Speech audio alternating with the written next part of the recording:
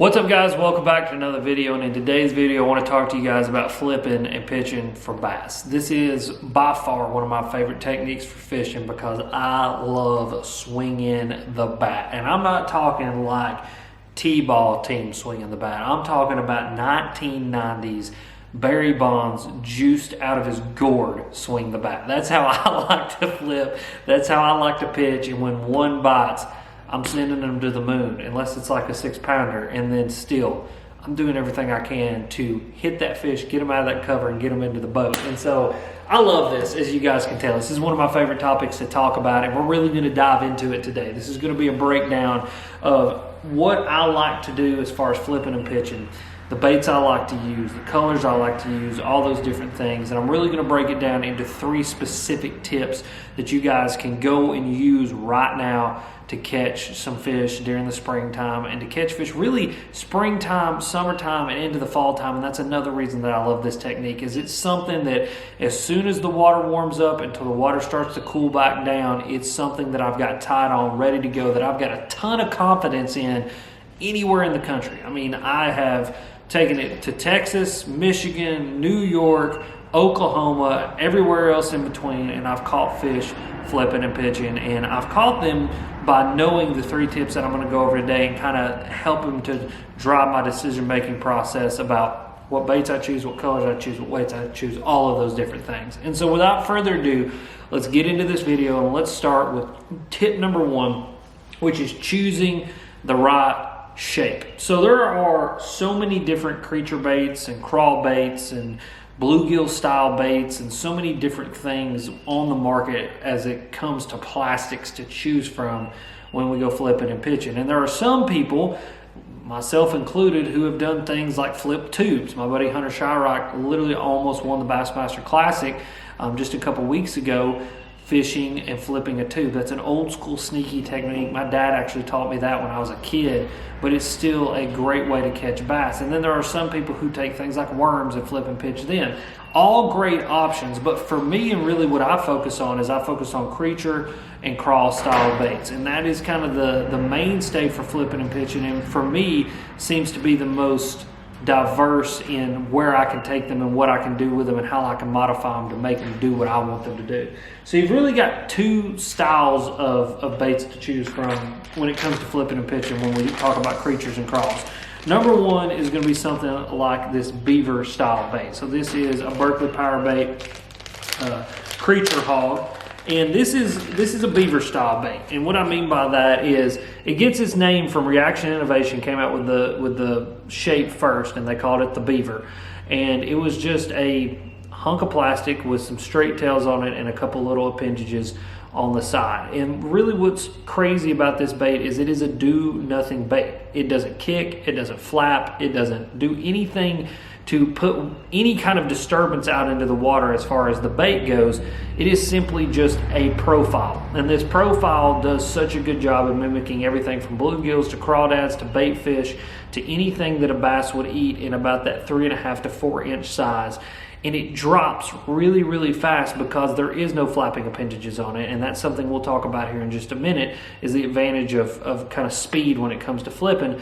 But this bait is really a do-nothing bait, but to me is probably the absolute best bait. And if I was going to only pick up one, it would be some sort of beaver style bait. This is the one that for me, flipping and pitching, is just the ultimate tool. Now, it's such a good bait in its simplicity, and that's why we use it as much as we do. So that's one option. The other option is going to be some kind of crawl style or kicking appendage style bait. Now, when it comes to that, there's so many different options and different kicks and different little things that you can do. I've got several here that I like to use, but for the most part, I either want to use something that has a little bit of kick or something that has a lot of kick. So the little bit of kick is going to be something like this Berkeley Stank Bug. Just the design of the claws on this bait, it has kicking action, but it's not that over-exaggerated kicking action. So you guys can see, you just got those little bitty claws, that kind of little bitty V in it, and that little bitty V is designed to grab a little bit of water, and it just gives it a nice, subtle, very fast kick when this bait is falling through the water. And so, like I said, subtle, fast, not putting off a ton of vibration, but just a little bit of vibration. You know, it's not exactly the beaver style bait, but it's also not the other crawl style bait that we're going to talk about here. This is somewhere in that kind of in between, a little bit more subtle, but not completely passive with no action whatsoever. And then the third style is going to be something like this Berkley Crud Crawl, which I thought I had a pack of these open. I'm sure I do somewhere. I've got enough packs of these. They'll get fish. Let's just put it this way. That is more of like that flapping style or oscillating style appendage. So as you guys can see, that claw has that little bitty flange on it. That flange, again, is designed to grab a lot of water, but the difference between this and, say, like that little bitty, the stink bug, is it's not a little bitty subtle fast kick. It's more of an oscillating. So it rolls in the water when it grabs water. So that claw grabs water and it makes this rolling action, which is going to put a lot more disturbance out into the water. It's going to displace a lot more water. It's a lot more aggressive of an action, and it's going to fall a little bit slower just because it's got a little bit more drag. So those are like really like the three main options when it comes to flipping and pitching, and kind of the styles of baits that I look to use and I look to throw. Another honorable mention is something like the Berkley Pit Boss, and it's kind of like the best of both worlds. And the reason for that is you've got this bait that those outside appendages, these out here, have got that rolling, oscillating action, but then those center appendages don't do anything at all. And so it's kind of like you mixed the beaver style bait and the crawl style bait together and you made something in between. And sometimes this is the best tool for flipping and pitching. But I say all of this to say that there's a lot of options, but you want to make sure and pick the right option for when you're fishing. So I would have to say, for all water scenarios, all water temperatures, all water colors, the one that I would say, like, hey, if you were only going to buy one and use it and go and flip and pitch with it, it would just be your beaver style bait, the do nothing style bait. The reason that I say that is because ultimately, at the end of the day, flipping and pitching is a reactionary style of bite. A lot of people think it's like a Texas rig where you got to throw it in there and you polish every single rock all the way back to the boat and you fish that bait all the way back to the boat. That is not what flipping and pitching is. Flipping and pitching is present the bait, let it fall to the bottom. If the fish don't eat it on that fall, which is normally where they eat it because, again, it's reactionary, it falls by their face really fast, they lash out and they grab it. You pump it a couple times, you give it a couple dobs in there, and then you just keep on moving and grooving. And what you're doing is you're presenting that bait to as many targets as you possibly can in order to potentially get as many bites as you possibly can. And so the creature bait, the creature bait or the beaver style bait that is the creature hog or any other beaver style bait does a really good job of that because it's a flat profile, there's no kicking appendages, you're able to Texas rig it, hide that hook into the body of that bait well, get it in and out of cover really, really well. It drops really, really fast and does a really good job of getting a reactionary style bite. And so the end all be all kind of for me, and the one that I would pick up first would be this beaver style bait. Now there are times and places for those crawl style baits that I was talking about.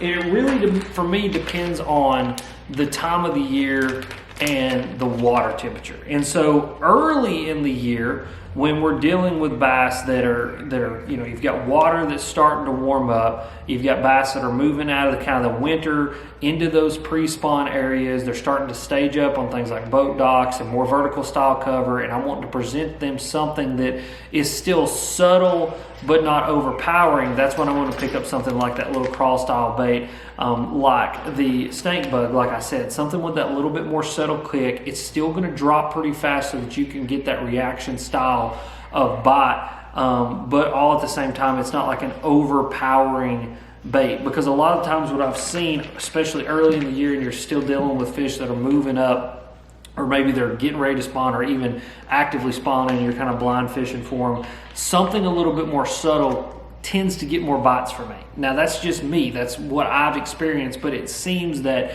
you know, for me, this will be the bait that I pick up first versus something like your crud crawl. Now the crud crawl, on the other hand, is something that I am going to pick up when the water gets warm. When we are post spawn, when you've got a bunch of bass that are aggressive, they're hungry, their metabolism's kicking, they're looking to go eat, and they're looking to eat big things like bluegills and shad. You want something that's going to push a lot of water, disturb a lot of water, displace a lot of water, look and feel to that bass like a big meal. That's when I'm going to throw that more aggressive style of crawl, and I'm really going to focus on trying to disturb as much water as I can. And now what's funny though is in that same breath, as we get even later into the year, we get deep post-spawn, early fall, when the bass have seen absolutely everything.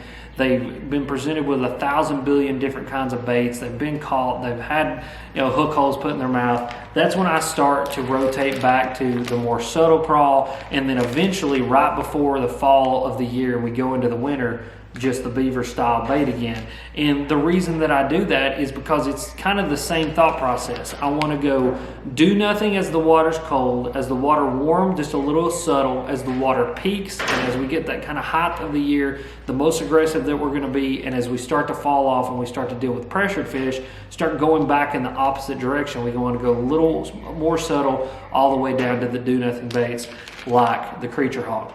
Now, all of that being said, it's still kind of an experimental thing. You want to have all of these different options so that you can experiment, you can see what the fish are wanting. But just as a rule of thumb, that's kind of how I determine when and where I'm using the different kinds of baits that I like to use and I like to flip and I like to pitch with. And I think it's one of those things that I almost don't even rely on like the season itself, but I kind of rely on the temperament of the fish. And the temperament of the fish oftentimes has to do with water temperature. And so water temperature would be, creature hog pretty much the entire time. They'll bite this. But creature hog is definitely going to be like that 55 to 60 degree range. I'm going to phase to that stink bug from that 60 to like 70 degree range. Anything 70 plus, I'm going to go to the more aggressive crud crawl, flapping appendage, really aggressive style bait. And then as we start to edge up 75 into like 80, 85 degree water temperatures, and as we start to phase back down into the fall of the year, again, just go right back down the list of baits. And so that's kind of how I choose the bait that I use. And I think that, again, as simple as flipping and pitching can be, there's also something to be said about having multiple options and being able to present fish with multiple options. And even within the day, I can tell you a little story where I started the day with a very aggressive bait. I actually it was with that pit boss. It was a more aggressive bait, something with a lot of flaps, something with a lot of action. I went through an area fishing in a tournament and got several bites and got to the end of the area. I was actually in my kayak and turned around and started fishing my way back and could not get them to bite the pit boss where they had been biting the pit boss in the morning.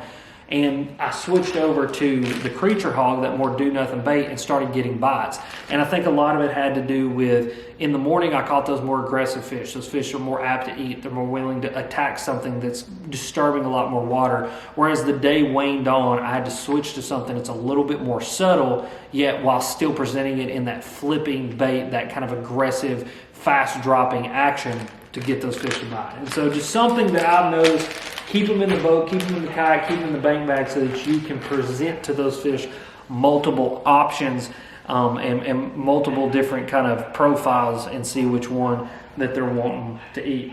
The next thing that I want to talk about, the next tip that I want to talk about is choosing the right color. Now, color is such a subjective term when it comes to bass fishing, because for some people, some things work great, and for other people, other things work great. Like if you're in Florida, you almost exclusively fish blacks and blues and June bugs. It's just the color of your water.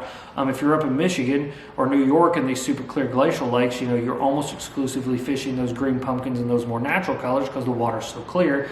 And then when you're here where I'm at, it's somewhere in between. We can have dirty water to clean water. And so that's why I have so many options when it comes to colors, is because we do have a variation, not only in water color, but water temperature, but most importantly, water color and water type. And so I got to be a little bit more dynamic when it comes to my color choice. But for me, I keep it as simple as I possibly can. Dirty water, I'm going to be fishing some kind of darker profile, something like a blue, a black and blue, a June bug, because in that dirty water, I just want a profile. I want that fish to be able to see it and feel it, and when it comes past their face, to be able to react to it. And so that little bit dirtier water to muddier water that we tend to get this time of year with the influx of rains that we have, I'm going to be focusing on those blacks and blues, something that's just a good, hard, dark profile that the fish can see. When I'm in that cleaner water, I'm obviously going to be focusing on something like a green pumpkin or a more natural color. This is one of my favorite. This is that green pumpkin, green flake. Just something a little bit more natural, something that looks like a crawdad or a bluegill or something that those fish would be eating. And then the third color choice that I have, and this is an interesting one that a lot of people overlook when we're not talking about fishing for bedfish, and that is white. People pick up white to fish for bedfish, and we do that primarily not because the fish are more aggressive towards white, but because we can see white better on the bed, and so we know when the fish actually eats it. But for me, white is a color that I keep in the boat, and I use it a lot when there's a ton of shad in the water. We have a ton of bait fish and shad where I live here in East Tennessee. A lot of our lakes and a lot of what our fish eat are primarily bait fish and shad. And so during the shad spawns, during the fall when you have those big balls of bait that move up shallow and get into the pockets and they get up shallow again, and you've got a bunch of bait up shallow, I will throw something like a white. So this is a white creature hog, as you guys can see here, or even flipping something like a white jig. So there are scenarios when white outside of bed fishing can be used, and it's something just to keep in your arsenal. So if you've got a bunch of bait fish in your area, white can be a super important color to have in your arsenal. Now, speaking of color, there's one thing that I like to do, and I don't know what happened to my marker here, but I like to modify some of my baits sometimes, and I like to modify them using dye pins. Now, this right here for me is probably, if not, one of the most deadly things when it comes to flipping and pitching for me is this little pin that I have in my hand right here. And the reason for that is it allows me to modify my baits to look more like the different things that the fish are eating. So for me, a lot of the times when I'm flipping and pitching, I'm trying to mimic bluegill. A lot of the bass that live up shallow in the rivers and in the lakes around me, they're residential fish that live shallow and they eat bluegills. And bluegills around here, if you look at them, for the most part have a kind of dark greenish pumpkin blue body with a chartreuse looking tail. And that tail really stands out in the water. And I think so many times that those bass get so focused in on those color profiles that adding a little bit of chartreuse to your creature baits or your crawl baits or whatever you're throwing can make the difference between getting bites or not. And for me, it's something that year in, year out, year after year, I have used, and I have seen when adding chartreuse to your creature bait can take your bites from 1 or 2 bites to 6, 7, 10 bites in an area where you wouldn't before. I mean, I can remember times when Dad was still alive and we'd be fishing together. I'd be fishing just a straight creature bait, no paint on it, nothing like that, no dye or nothing on it like that. And he would be catching fish 4 to my 1 where he was dyeing those tails up. And a lot of it had to do with he was just doing a better job of mimicking not only the profile but the color scheme of what those fish were eating. And I've said this before on this channel, and I'll say it again, and this was mentioned in the book that I've mentioned on this channel many times, Knowing Bass, that fish focus in on certain color patterns because that's what they've been rewarded with a meal by. And so if your bait does a really good job of looking like what a fish expects to be food, then you're going to do a really good job of catching them. And really that's the thing, is we're not even matching the hatch, more we're matching expectation. Whatever a fish expects to be food, that's what it's wanting to eat. And so I like to take these dye pins, and what I'll do is like something like a creature hog. I'll actually paint one up right here because I'll eventually end up painting one of these things up anyway and flipping it, is I just take my little dye marker and I just put a little bit of chartreuse right on the tail of both of those tails on the bottom, both of those little kind of appendages that hang down. And you guys can see there just that little bit of chartreuse on there. And it doesn't do a good job of standing out when it's outside of the water, but when that hits the water, it really, really pops. It's one of those kind of iridescent colors that when it gets in the water, you can see it better. And that does, again, a great job of mimicking those bluegill, which leads me into tip number 3, which is choosing the right weight size. Because a lot of the times, even though we want that profile and we want those color schemes to look like what those fish expect to be food, we're trying to get those fish to react. And so, you know, a bluegill in nature or a bait fish in nature or whatever it is does not move slow. It's not something that if there's a bass sitting in a bush, that bluegill is just going to come meandering by and get itself eaten. Those bluegill are constantly, they're darting around. If you watch a bluegill, it'll be sitting and it's over here, it's over here. Bait fish are the same way, constantly moving, constantly trying to evade something and trying to keep from getting eaten. That's kind of their purpose in life. And so when it comes to flipping and pitching for me, I like to flip and pitch bigger weights. And a lot of people are scared of this because they have been taught for years and years and years that when you're fishing something like a Texas rig, that you need to fish that thing all the way back to the boat. Fish every cast all the way back to the boat, polish every single rock on the bottom. But with flipping and pitching, that's just not the reality of what we're doing. What we're doing with flipping and pitching is you want to get a bait in there, you want to get the bait out. Get the bait in there and get the bait out. You want it to flip in there, fall to the bottom, hop it a couple times, and then go on to the next target. Because for the most part, like I said just a few minutes ago, those bass are either going to eat that thing on the fall or they're going to follow it down and they're going to eat it on those first initial few hops that you do to that bait. That's where this bait gets eaten. And we're not really focused on fishing it all the way back to the boat. More what we're focused on is hitting as many targets as we possibly can, fishing for shallow residential fish that are living up on, you know, boat docks, under bushes, in brush piles, whatever it is, up on the bank. They're shallow, and when you drop this bait by their face, we're not trying to trick them into eating like we would with something like a drop shot or a jig, dragging it real slow and trying to get them to just kind of make the decision to eat it. We're trying to get them to react to it. We're hitting that instinctual drive to lash out at something that drops by their face really fast, and they reach out and they grab it.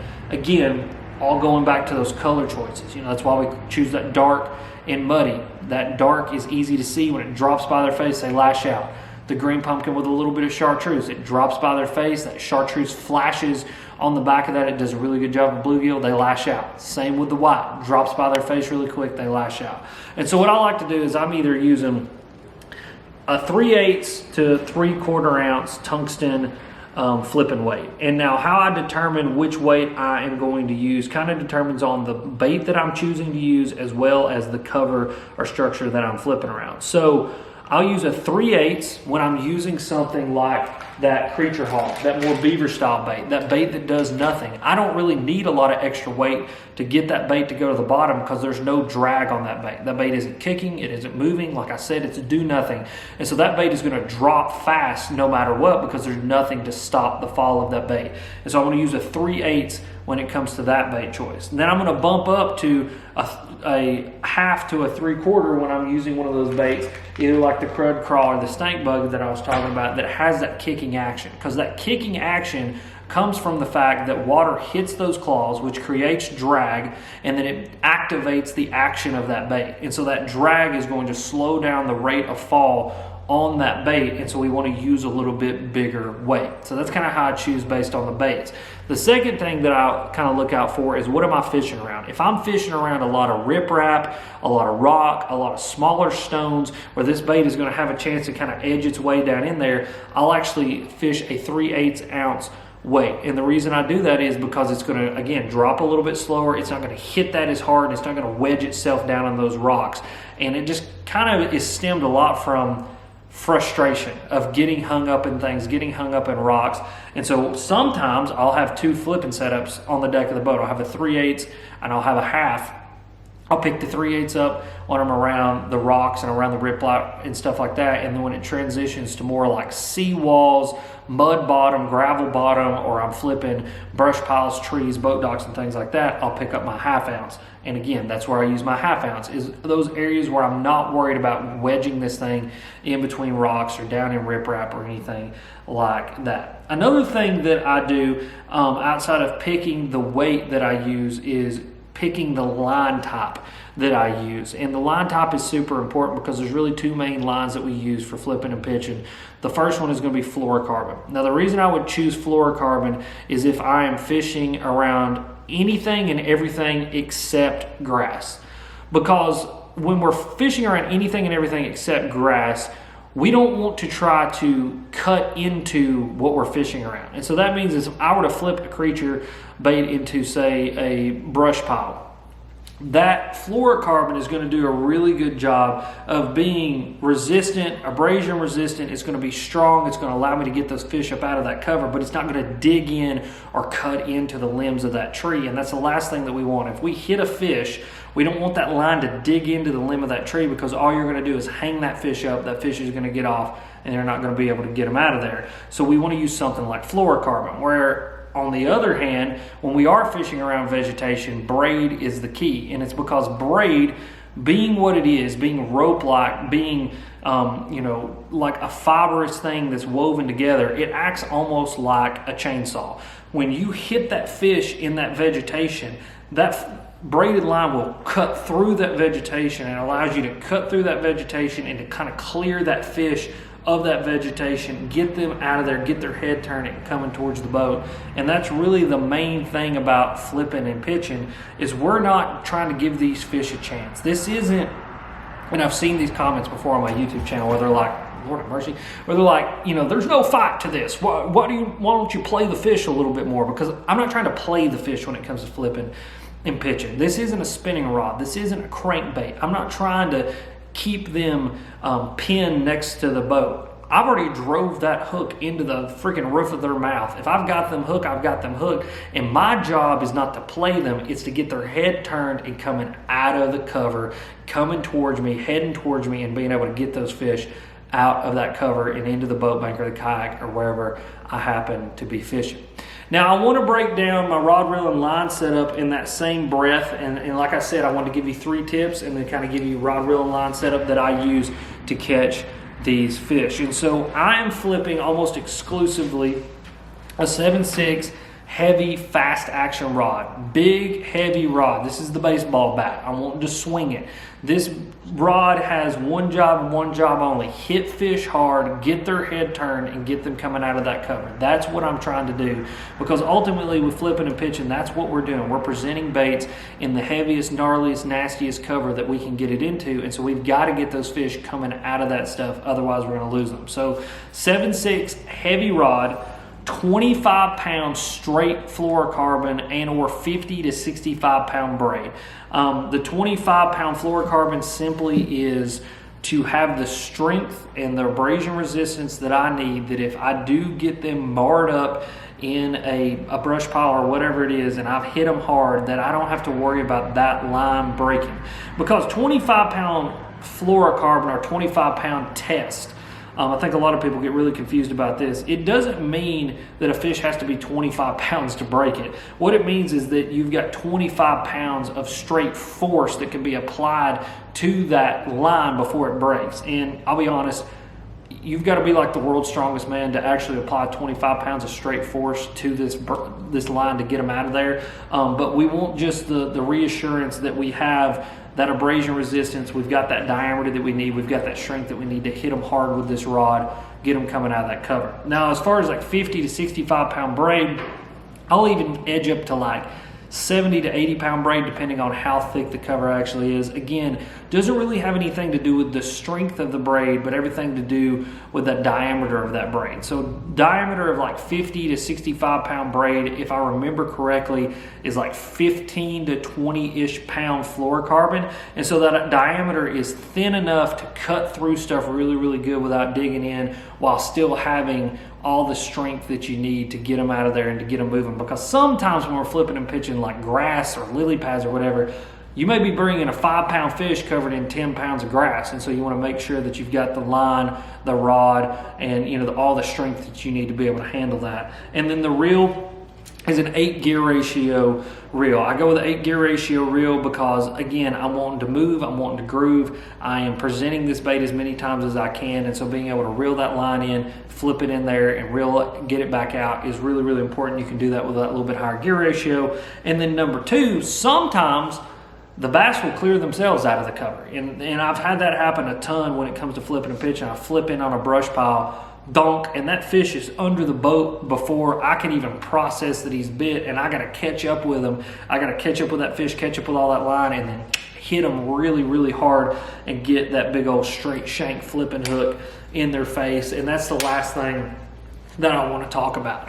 I'm using a straight shank flipping hook. And so what that means is I've got one unrigged here so that we can see it. This is a straight shank flipping hook, and a straight shank flipping hook has no bend in the shank of that hook, and that is made for the sole purpose of flipping and pitching and being able to have a bunch of travel on that hook and to really be able to bury that hook into that plastic. And so we'll pull our little creature hog back out here that we painted up. Hopefully if we can find that one. There he is. And I'll show you how this hook actually works. So it's really, really simple.